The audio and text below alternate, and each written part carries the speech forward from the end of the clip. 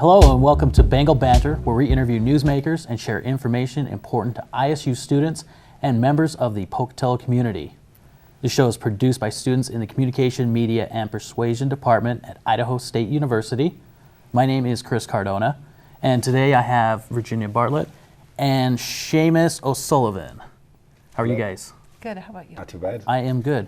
So we're here to talk a little bit about the Friends of the Irish Studies Club here at ISU, is that correct? Yep. Mm-hmm. Okay.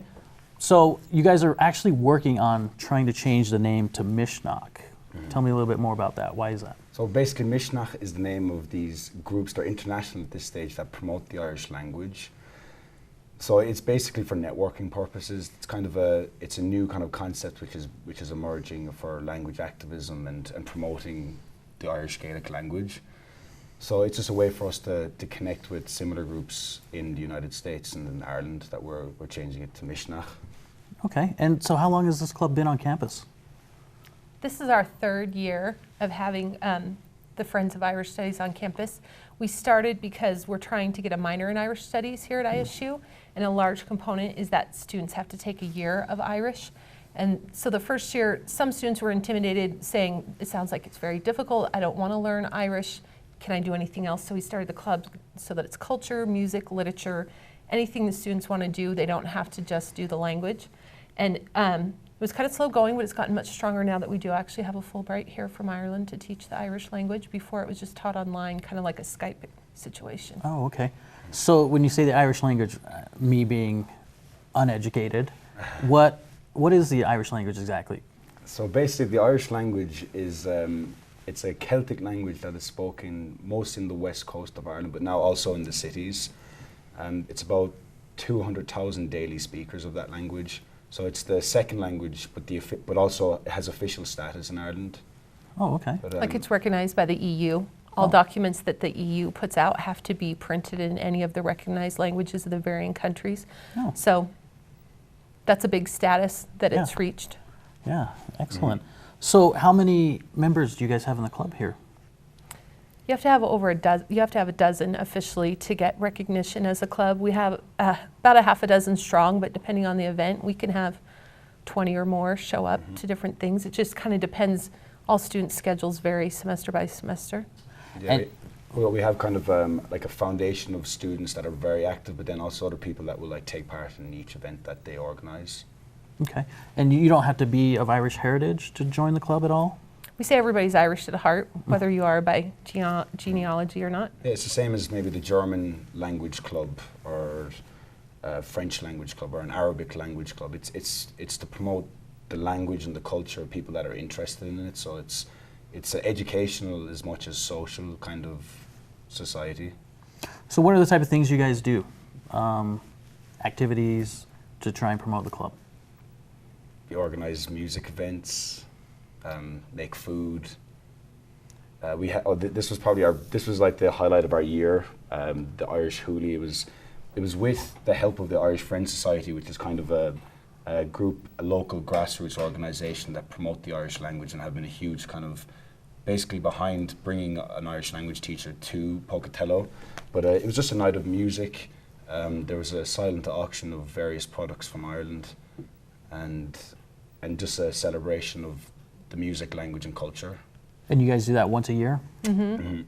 The whole purpose for it is that if students take a year of Irish here, then they can get a Fulbright scholarship to go to a 3-week immersion in Donegal.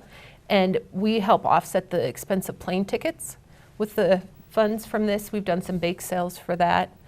We've had a local artist from Ireland come over and play traditional Irish music that made us some funds. Mm-hmm.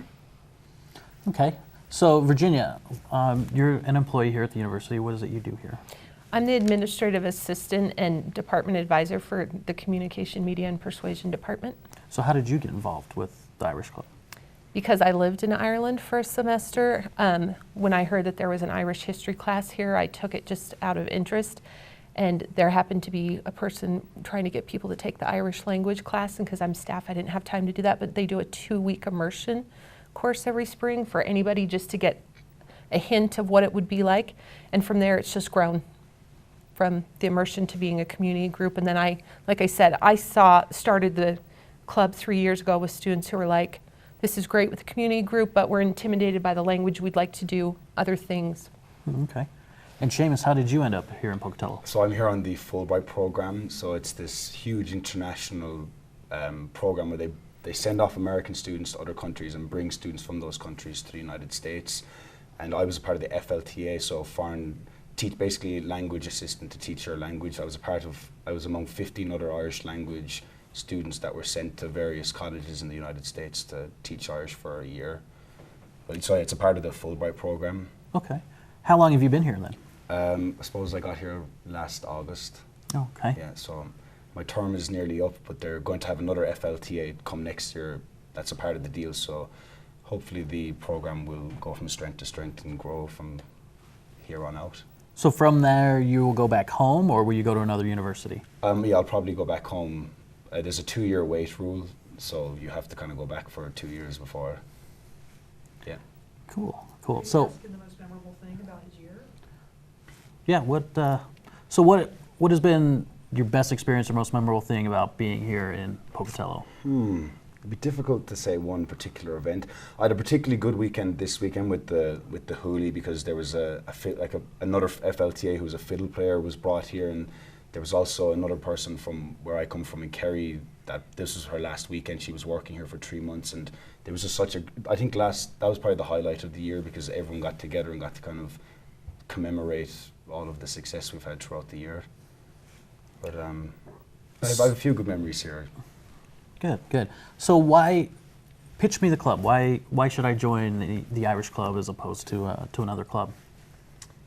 Well, the main purpose of it is it's for the probably the educational experience, really. Like, you know, it's very unique to be able to have access to a minority language. And only 15 colleges in the United States have such programs, so if you're interested in minority languages and you're interested in aspects of that culture, it's a fairly valuable opportunity. And also good, there's a lot of crack. We say crack in Ireland for fun. It's kind of different, means something else in the United States, I'm aware, but in Ireland the word crack means fun, so we have very good crack. We have fun as well. You know, it's not all serious either. And anything you want to add, possibly, that maybe we didn't cover here?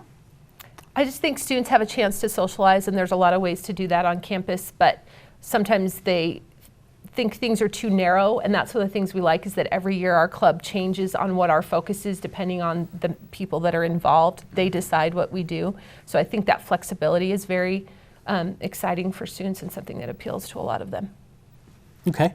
Well, I want to thank you both for taking a few moments to come and talk to us Thanks and for let us know having us. about the Irish Club. I personally didn't even know we had one, so it's been enlightening for me. So I do want to thank Virginia and Sheamus for taking your time. I want to thank you for joining us here at Bengal Banter. My name is Chris Cardona, and we will see you next time, Pocatello.